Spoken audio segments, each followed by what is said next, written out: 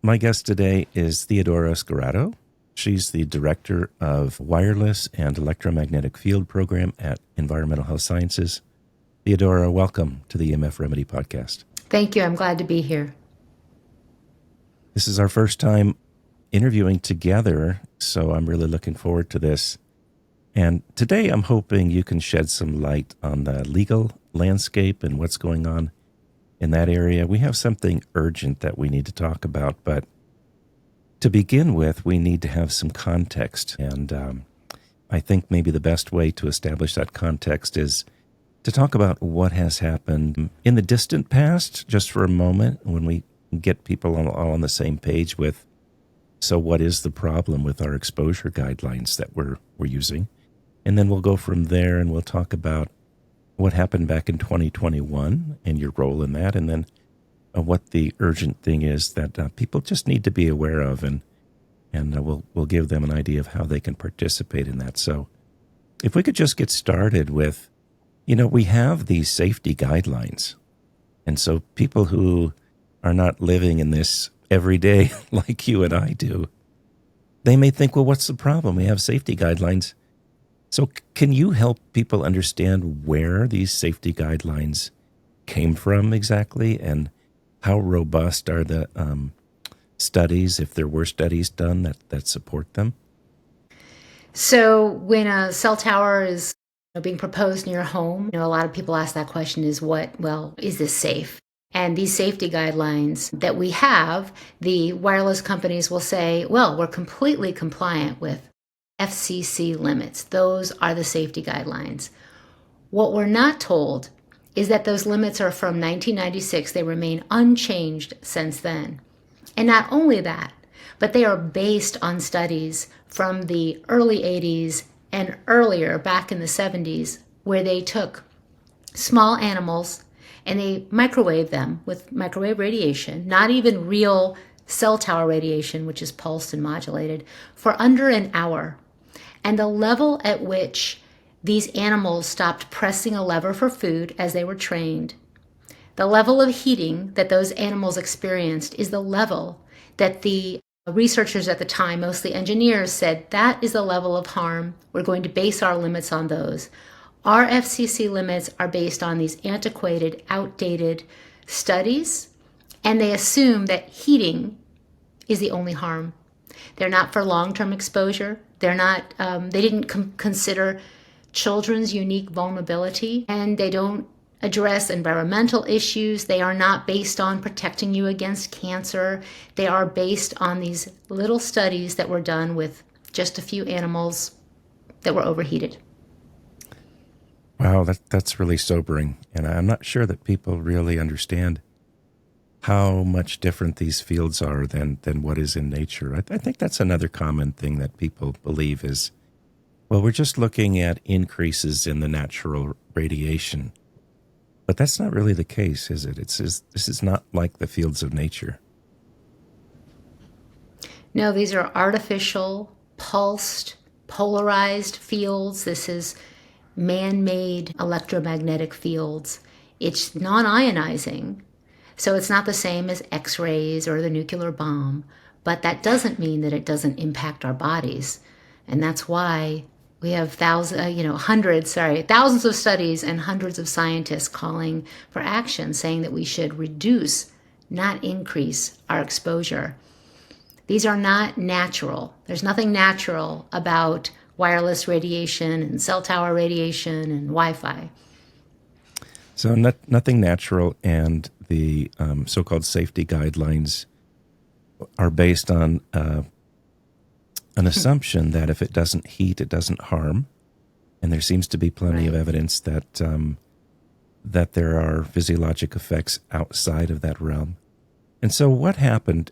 Take us up to 2021, working with the FCC. We had a huge apparent victory, and you had a big part in that. So I would like people to understand exactly what was going on there and what your part was in that, and what happened as a result of that lawsuit.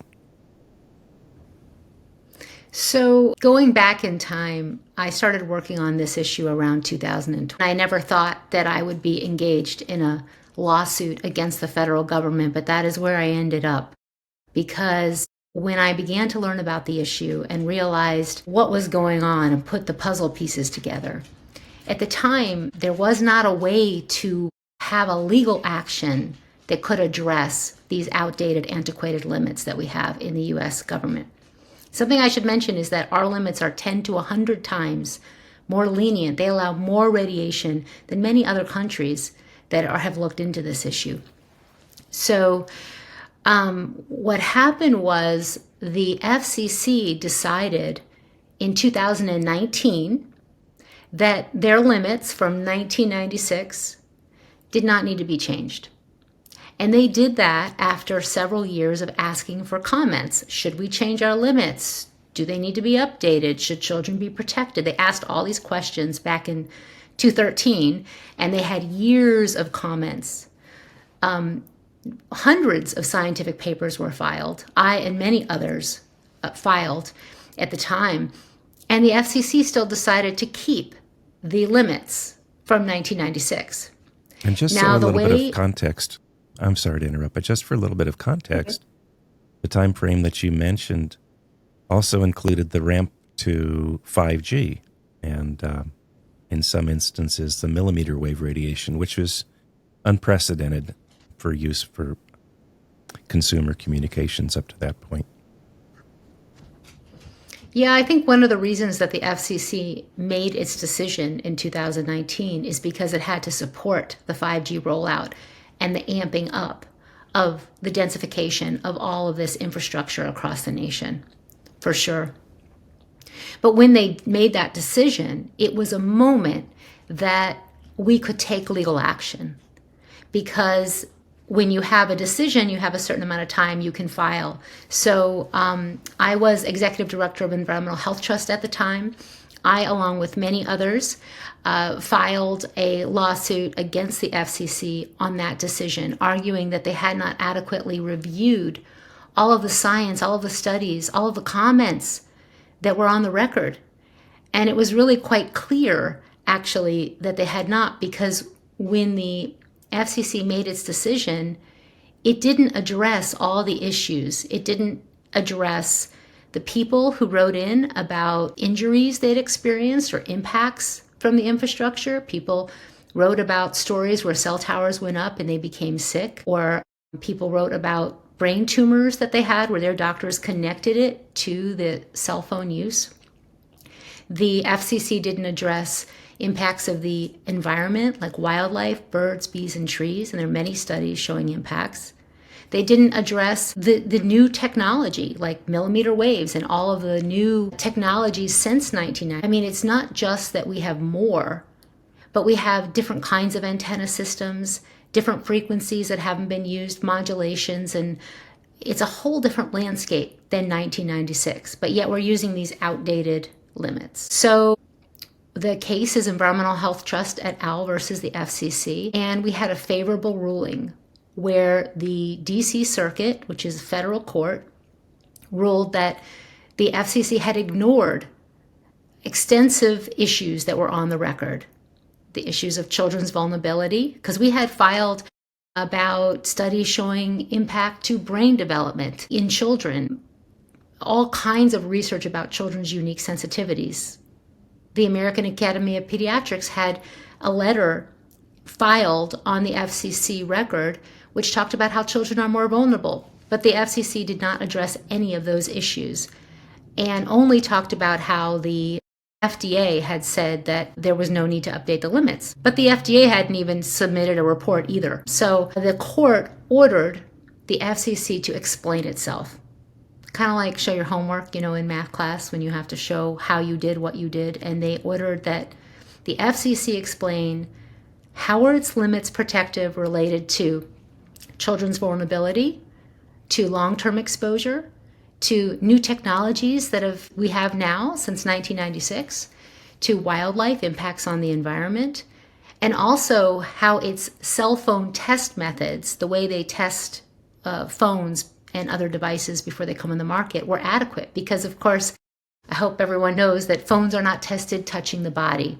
They are tested at a distance from the body, because in the old days, people used those, there were these brackets you'd put on your hip holders for the cell phones. And people didn't put phones in their pocket. But that's what we do now. So the FCC has not responded. And the order was in 2021. There has been no response from the FCC to the court order. Isn't that amazing? You mentioned now a couple of times 1996. And of course, I can't help but thinking about the Telecommunications Act of 1996, which has the effect of precluding any arguments about human health, or harm to the environment. And you just mentioned that they needed to explain themselves and the safety guidelines in the context of both health and the well-being of the environment. So I can tell you champagne corks were popping metaphorically when it looked like we had that apparent victory, but that was in 2021. And crickets, we're not hearing anything. And so it's interesting to me that rather than having a response from the FCC, either updating their safety guidelines or explaining why they felt the current ones were satisfactory, we see things like this year, the sort of delete activity that's going on. And I don't want to get bogged down in that, but my understanding of it in general is that they seem to be granting themselves, the FCC seem to be wanting to grant themselves the ability to streamline processes. And this, I guess I should mention, this is in the context of what is the captured agency phenomenon. So there's a publication that's freely available as a PDF on the Harvard website called Captured Agency that talks about the fact that the FCC falls in line with an agency that's meant to protect the public but ends up serving industry, the very industry that it's meant to guard against. So I'm just making a few comments about what happened in 96, and then bringing up the possibility that the FCC is a captured agency and then not responding since 2021. I'll turn it over to you and let you comment on those things. Yeah, all so important. Thank you, because the people ask, how did this happen? And the Harvard report by Norm Alster, a captured agency, really shows that what's happened, how this happened, is that we're in a state of regulatory capture with this issue. So that report goes over the different heads of the FCC and how they used to be with the wireless industry, or when they leave the FCC, they then go on to lead wireless industry lobby groups or major corporations. So there's this revolving door between industry and government. And we are seeing the FCC serving these companies rather than the public. And that report was published in 2015, but the issues it raises continues to this day. So now, at that time, Tom Wheeler, who was the former head of the wireless industry, was serving as the head of the FCC. Now we have Brendan Carr taking over as the head of the FCC, formerly worked for a law firm representing the wireless industry against the city of San Francisco with its Cell Phone Right to Know Act. Before that, we had Ajit Pai, two chairs ago, who now is going to go lead the CTIA, who left the FCC and now has taken over at the CTIA as the head. And he's replacing a woman who used to be an FCC commissioner who left the FCC and then went to go to lead the wireless industry. So this revolving door just goes on and on. And I know when I talk to people from other communities, we actually see it at the local level as well, where you see conflicts happening, conflicts of interest, and it is a serious problem that needs to get a lot of sunlight on. Because we also see it in the science, where science that's been funded by industry more often does not show effects, but studies that are funded independently more often show effects. And that's been in several published papers over the years. So here we are, where it's 2025, and we have 1996 limits. And I want to raise something you said about the Telecom Act because it's very important. So Section 704 of the Telecom Act, which has a piece in there about how so long as the level of radiation is compliant with FCC limits, communities can't use environmental concerns in the siting of a tower. And what that ends up being is you have a cell tower proposed near your home. Let's say it's a wonderful 200 feet, which is like the absolute worst place you want a tower near your home. And you're saying, well, wait, this can affect my families. And you go and you talk to your elected officials and they say, oh, no, I can't talk to you about health.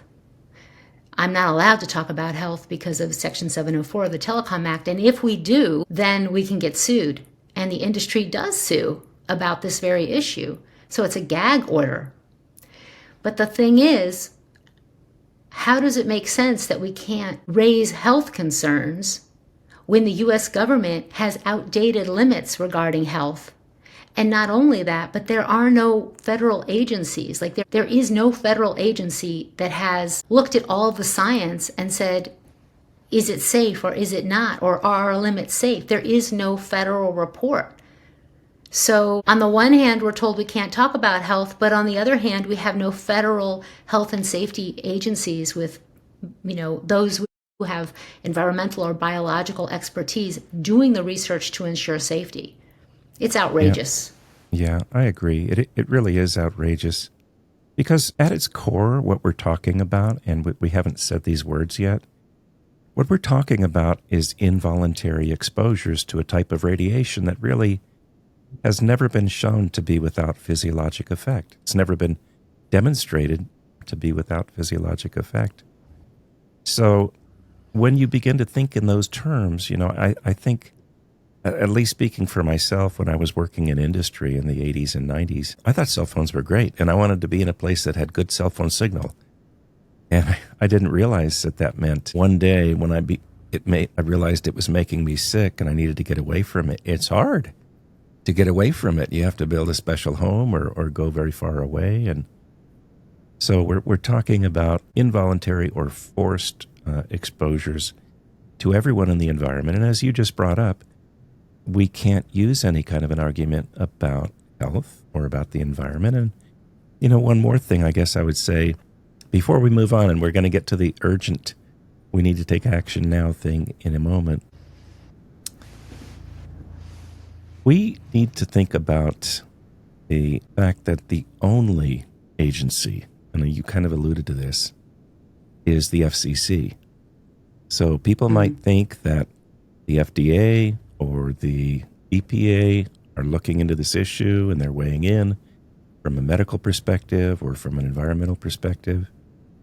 And there's a history here. The EPA tried to get involved years ago, but as far as I know, there is no other part of the government other than the FCC looking after the placement of these producers of involuntary exposure, these wireless facilities. Your comments on that? Yeah, so it's the wolf watching the hen house, really, because the FCC is not a health and safety agency. They say this in their filings. But let me go back to the EPA, and I have a paper coming out on this.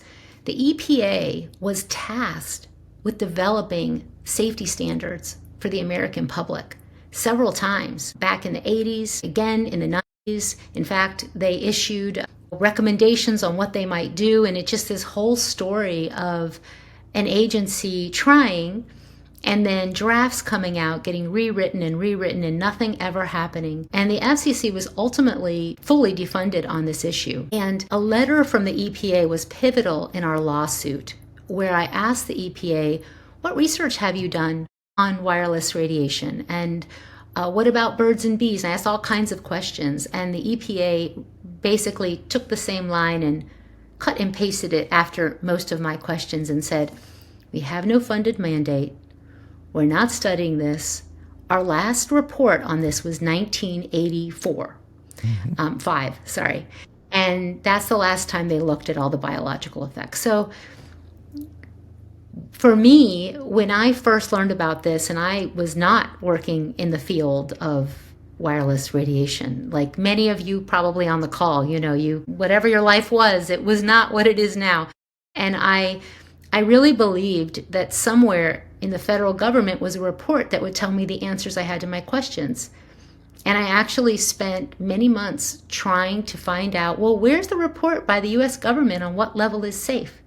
And I contacted the EPA, I contacted all these agencies, and I realized that there was no report because there was no research going on. This was way back, like a decade ago. And that's when I really got engaged on this issue and went from working clinically with families and children to working at the policy level to try to shift this issue to get some meaningful change. It's really outrageous. We have this escalating exposure and no oversight or accountability. And I think people make the assumption, I mean, I did anyway, at least when I was younger, that if I could go to the store and I could buy something, that somebody had looked at it and somebody had made sure that it was going to be okay to use. But to understand that the safety guidelines were produced originally with 1-hour tests on rodents to a level of radiation that the thing would actually stop eating, really, it doesn't touch the complexity of, our neurological function within our body, which is electrically based, our cardiac rhythms, which are electrically based. So yeah, really kind of an egregious situation. So then we get to 2025 and the whole delete thing. Do you want to say any words about that before we move on to the more pressing opportunity that we have in front of us? Sure. So the FCC is basically it's like a cell tower blitz. It's a deregulatory blitz. And in there is fast tracking of cell towers. So with delete, the FCC was asking, what should we delete of our regulations? And basically all of this is in service to the wireless industry. The wireless industry has a wish list, and it's getting all that it wished with FCC Chair Brendan Carr. So while some companies filed with delete saying, well, we should delete the fees, the regulations, the requirements that localities are putting towards us, I filed and many others filed saying we should delete the limits that we have and update them with modern science-based limits. But the FCC right now, which is 3 unelected people, is really just working hard to strip away protections that we've had. Before there was delete, there's also NEPA, looking at decreasing the ability and eviscerating environmental review for cell towers. And there's a lot of environmental issues not even related to radiation when it comes to cell towers or commercial wireless infrastructure where you're digging and building and ruining landscapes and putting a big 100 or taller towers up. There's impacts to our environment that the FCC really is talking about removing after the wireless industry actually requested and did a petition on that. So now here we are where the FCC is proposing, they put out a new proposal. Could I talk about that now or? Well, let's do it. Okay. So what the FCC is now proposing on the heels of delete is new rules that would strip away local city, state, and county control for cell towers. It's part of this Build America plan where Brendan Carr, FCC chair, is saying we want to fast track cell tower deployment across the United States. In order to do that, he's talking about tightening shot clocks. That's the time from when a tower gets proposed to where community needs to, or whatever authority it is, needs to say yes or no or make some decisions about it. Reducing fees. So many communities have fees that you have to pay as a company so that they can do proper review and so that they can pay not the taxpayers for processing the application. The FCC is taking aim at those fees, redefining how aesthetics is defined, narrowing the way that concealment is defined, which would mean that communities can't require towers blend into their surroundings. Not that that helps with the radiation, but then there's, AI. The FCC is actually asking, I mean, I can't even believe this. I couldn't believe it. I read it, so many times, and I'm still rereading it over because I'm writing a blog on it. But the FCC says, well, should we preempt state and local requirements around AI if it inhibits wireless deployment? So now it's preempting the powers of our elected officials and the communities that know what, we who live in the community should have a say in where this infrastructure goes and how it goes up. And if the FCC has its way, and it looks poised to do so, we are going to be preempted. And it's massive. I don't think people realize the impact this is going to have. And what's crazy is that as soon as this proposal is published in the Federal Register, which could be any day, we will have 30 days to file comments on something so important. If I had to take a guess, I might guess they would start the clock the day before Thanksgiving holiday and run it through the holidays where people's minds will be elsewhere. But I hate to be cynical. This is exactly what I think. Yeah, so there's so much wrong here. There is an opportunity, though, for people to attempt to make their voices heard. But we'll talk about that in a minute. But let's just talk about how really egregious this is. They've already got, with the 1996 Act, the ability to ignore any health issues, even for people who have been medically recognized as needing to be in a radiation-free environment. You can still place a cell phone tower in their backyard, figuratively. And no arguments about the environment. And now they want to go even further, faster. And so it's just crazy. And you sort of alluded to, but we didn't enumerate, there can be toxic materials that are stored in cell phone utilities. There can be pesticides used to clear the area around it that you really wouldn't want to have in your environment. You can have the fall issue, which, if the tower ever fails structurally and falls over, there's, a certain radius around it. All of these things are meant to go away under this kind of proposal. And a question I have for you, because I don't know the answer to this, is this going to allow the deployment of small cell facilities atop telephone poles and that type of infrastructure, or is that something separate? So this proposal is doing everything. While there's a focus on cell towers and macro towers specifically, because just a few years ago in 2018 and 19, the FCC actually already passed rules preempting related to 5G towers, which are the short, under 30-foot ones. But then in this proposal, they wrap everything up in a really large way. It's pretty unprecedented. And they say macro towers and wireless facilities. So now they've grabbed a bunch of other types of equipment and thrown that into this in various places in the proposal. So it's really a both and. They want to fast track cell towers, and they also are talking about 5G and small cells as well. So, you brought up some really important things, though, related to fire risk, hazardous materials on site, which are part of, we have at Environmental Health Sciences, we have a webpage called the Top 10 Health, Safety, and Issues Related to Cell Towers near schools and homes. And we talk about all the issues you talked about, like spraying pesticides. Sometimes they even put fire retardant down on the pad and around where a cell tower is built. So there is a lot more than just radiation in terms of hazardous materials. These diesel generators and the lead acid batteries and so forth, all of which really should not be near schools or right near your home. So yeah, there's a lot in there in the FCC proposal. A lot.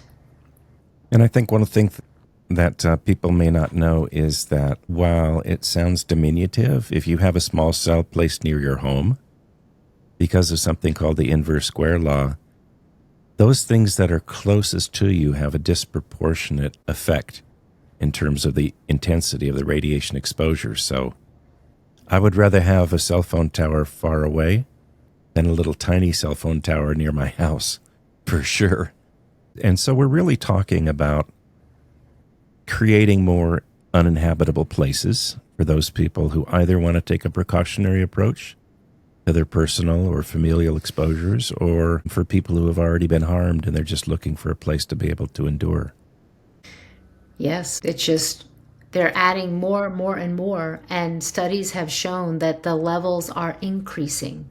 The levels we're exposed to, and especially when you're in close proximity, when you're close to either a tower or a small cell. There's nothing small about a small cell. Certainly not the radiation emissions if you're nearby. So, how can people take action? What can they do now? Yeah, this is an all hands on deck moment. So, we have a couple things going on in environmental health sciences. We have a petition that we put forward that we're hoping to get thousands of signatures on. So we just rolled that out. I hope you can put links somewhere in the notes of this talk. We also have a web page at ehsciences.org on the wireless and EMF program site on the FCC's plan to fast track cell towers.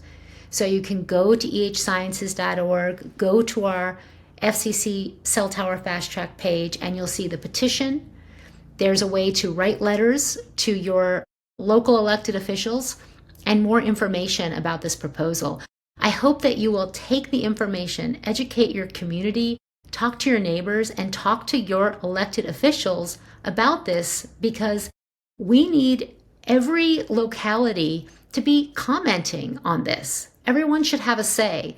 If there are no comments to the FCC, then the FCC does not have to address them.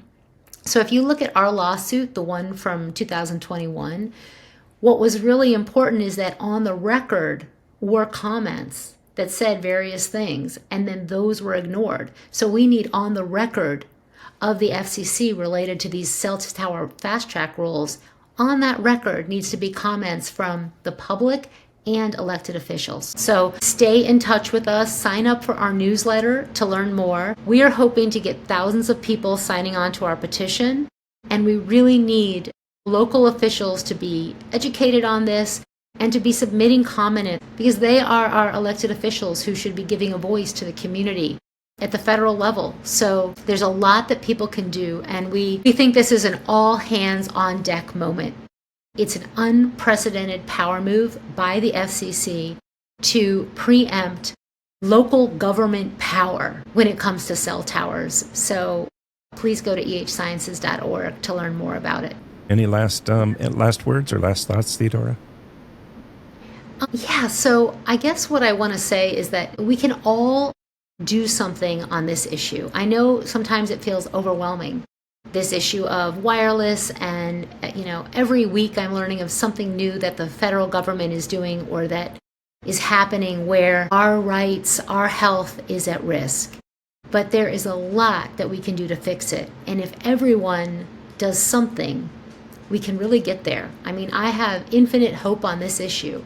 And I hope if you're listening and you felt, down about this, or hopeless, know that there is so much happening and that we can fix this, but we really all need to work together.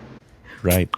Yeah, so we want to remain optimistic and we want to take action. So Theodora, thank you so much for your time today. I appreciate your long-standing efforts in trying to save this entire nation from itself with regard to the reckless spread of harmful man-made electromagnetic radiation. Thank you. Thank you so much.